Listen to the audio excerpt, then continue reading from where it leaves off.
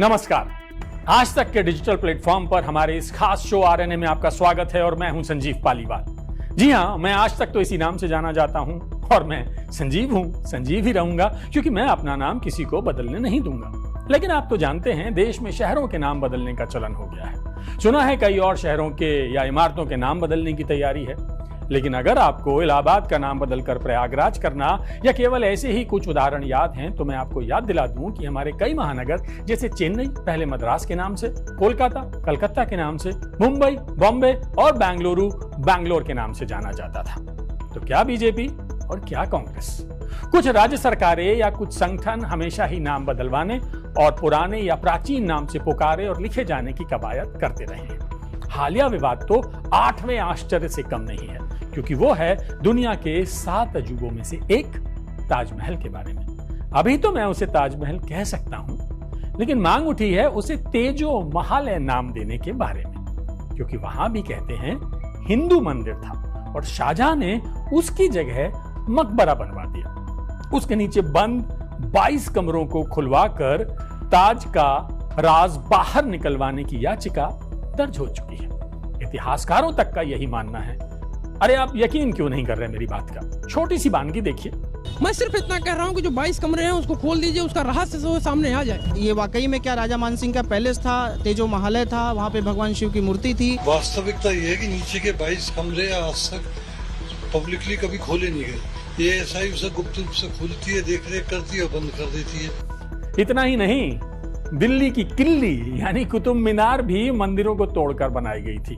एक नहीं 27 मंदिरों को। तो साहब उसका नाम बदलिए और विष्णु स्तंभ करिए। ओहो, फिर वही बात। ये मैं नहीं कह रहा जनाब, लोग कह रहे हैं। आपको प्रूफ चाहिए? ये लीजिए। मुगलों ने जो हमसे छीना था उसे पुनः हम वापस मांग कर रहे हैं और विष्णु स्तंभ के नाम से जाना जाए, यही हमारी मांग है। उसके अंदर जो नीचे मूर्तियां दबी हुई है उन मूर्तियों को निकाला जाए। जो अंदर खंडित मूर्तियां हैं उन मूर्तियों को भी विधिवत रूप से हिंदू मूर्तियों को स्थापित किया जाए। बात निकली है तो फिर दूर तलक जाएगी और उसके लिए आपको हमारे साथ राहों पर आगे बढ़ना होगा। लेकिन किसी सड़क का नाम बदला हुआ मिले तो घबराएं नहीं क्योंकि राजधानी में वो मांग भी उठ चुकी है। दिल्ली बीजेपी अध्यक्ष ने एनडीएमसी को पत्र लिखकर मुगल काल के गुलामी के प्रति कुछ मार्गों को बदलने की मांग की है। आपको इसका भी प्रूफ चाहिए? सब बताऊंगा डिटेल में। अभी तो सिर्फ ट्रेलर था, पिक्चर तो अभी बाकी है मेरे दोस्त।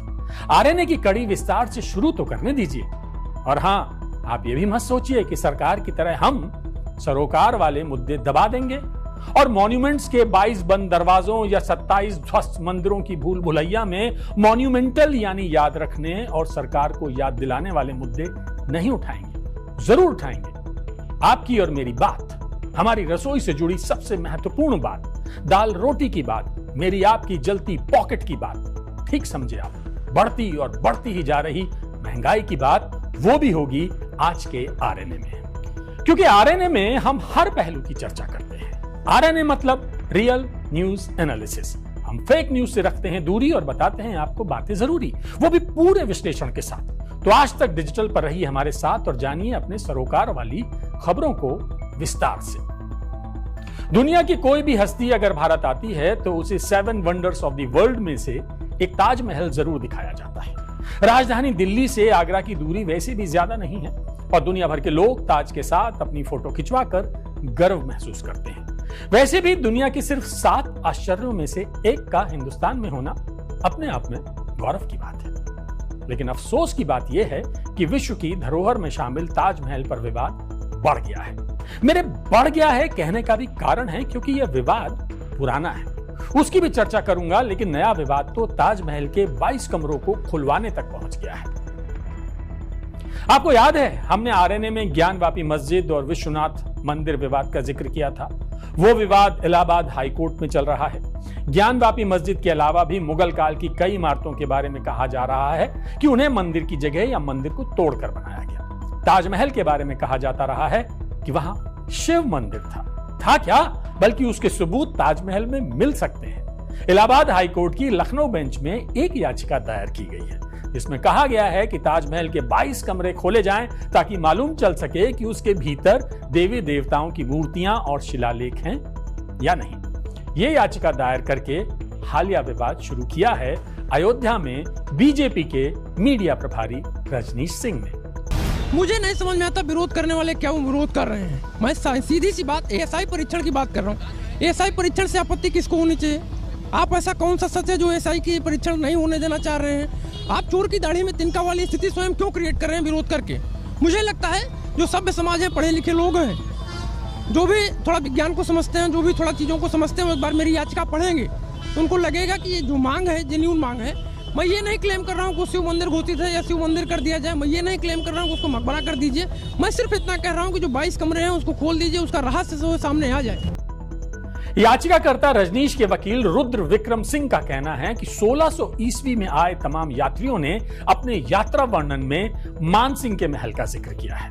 आपको यहां यह बता दूं कि जैसा अब तक हम पढ़ते आए हैं उसके हिसाब से तो इसे मुगल बादशाह शाहजहां ने अपनी बेगम मुमताज महल की याद में बनवाया था। 1632 में यह बनना शुरू हुआ और पूरा हुआ 1653 में। वकील रुद्र विक्रम सिंह तो इसके पूरा होने से पहले का एक किस्सा बताकर अपना तर्क पेश कर रहे हैं। इसका कंस्ट्रक्शन का ईयर बताया जाता है कि 1632 से लेकर 1653 में बना था, जबकि 1652 में औरंगजेब का एक खत उसमें आता है कि ये अब्बू से अपने कहता है कि ये मकबरा जो है क्षतिग्रस्त हो गया है, इसको रिपेयर कराने की जरूरत है। दूसरा, एक फैक्ट फाइंडिंग कमेटी बने जो कि ये निर्धारित करे, जो तय करे, जो ये फाइंड आउट करे कि आखिर ये जो 22 कमरों का रहस्य क्या है और इस पूरे ताजमहल का रहस्य क्या है। आखिर ये वाकई में क्या राजा मानसिंह का पैलेस था, तेजो महालय था, वहाँ पे भगवान शिव की मूर्ति थी, उसको जो है शाहजहां ने टेक ओवर किया और वहाँ पे जो उनकी बेगम थी मुमताज 600 किलोमीटर दूर जहाँ उनकी मृत्यु हुई थी वहाँ से ले आके उन्होंने वहाँ पे उनको दफनाया, या फिर ये वाकई में ताजमहल है। हाईकोर्ट से मांग की गई है कि इस मामले में सरकार एएसआई व इतिहासकारों की एक फैक्ट फाइंडिंग कमेटी बनाकर रिपोर्ट दाखिल करे। मगर इस याचिका के दायर होते ही राजनीति सुलग उठी। कांग्रेस ने आरोप लगाया कि बीजेपी जानबूझकर मुद्दों को भटकाने की कोशिश कर रही है। इसके पहले भी तब विवाद गहराया था जब कुछ हिंदू दलों के कार्यकर्ताओं ने ताजमहल के भीतर हनुमान चालीसा पढ़ी थी। लेकिन विवाद अभी शुरू हुआ हो या ताजमहल में मंदिर है, ऐसी बातें अभी कुछ सालों से उठी हों, ऐसा नहीं है। यह मसला बहुत पुराना है। दरअसल ताजमहल का तेजो महालय नाम सबसे पहले एक मराठी किताब से आया। इसके लेखक पुरुषोत्तम नागेश ओक ने 1960 से 70 के दशक में ताजमहल, फतेहपुर सीकरी और लाल किले को लेकर कई विवादास्पद किताबें लिखी थी। ओक ने किताब ताजमहल द ट्रू स्टोरी में ताजमहल की जगह शिव मंदिर होने की बात कही थी। ताजमहल के बारे में ही उन्होंने कई किताबें लिखी। ओक ने अपनी किताबों में दावा किया था कि यह स्मारक 1155 में बना था, यानी मुगलों के शासन से दशकों पहले।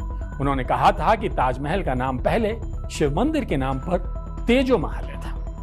इतिहासकार राजकिशोर ने भी आज तक को बताया कि ताजमहल पर बनी नक्काशी और उसकी बनावट वगैरह से ऐसा लगता है कि यह मंदिर हो सकता है।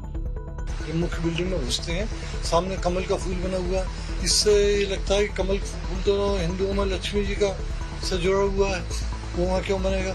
इसके चारों लाल पत्थर पर जो नक्काशी हुई है बाउंड्री पे ताजमहल की, उस पर सर्पों की आकृति बनी हुई है सैकड़ों की संख्या में, ये भी इस्लाम में कहीं मान्य नहीं है। इन बातों से संदेह पैदा होता है, वो कहीं ना कहीं हिंदू स्ट्रक्चर आप मान। हिंदू स्ट्रक्चर।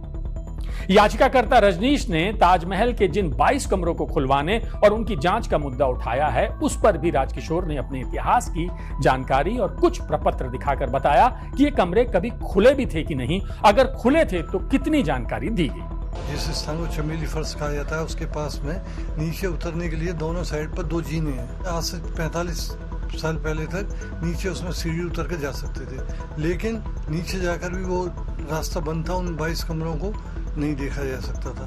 ये किस समय से बंद है ये नहीं कहा जा सकता। काफ़ी संभावना ये है कि शाहजहां के वक्त से ये बंद हो, लेकिन समय समय पर एएसआई ने इसकी संरक्षा और इसका देखभाल के लिए इसे समय समय पर खोला है, जिसको कि एएसआई वाले खुले स्वर में स्वीकार नहीं करते। एक चित्र है मेरे पास 1934 का, जिसमें एएसआई का एक अधिकारी नीचे उस हिस्से की देखभाल कर रहा है। लास्ट टाइम 1934 में जो आधिकारिक रूप से खुले थे और 2015 में ऐसा बताया जाता है कि शायद खुले थे, साफ सफाई के निर्देश थे, लेकिन वो छुपे छुपाए तरीके से खुले थे, लेकिन सार्वजनिक तौर पे 1934 में खुले थे। उसके बाद वो कमरे कभी खुले ही नहीं।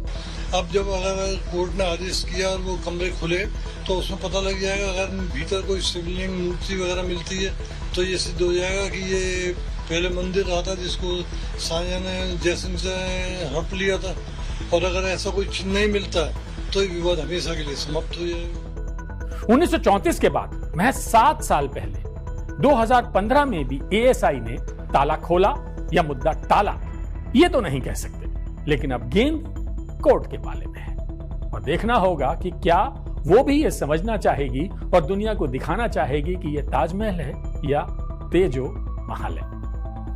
आगरा से दिल्ली की दूरी ज्यादा नहीं है और यहां तो 2 विवाद शुरू हो गए हैं।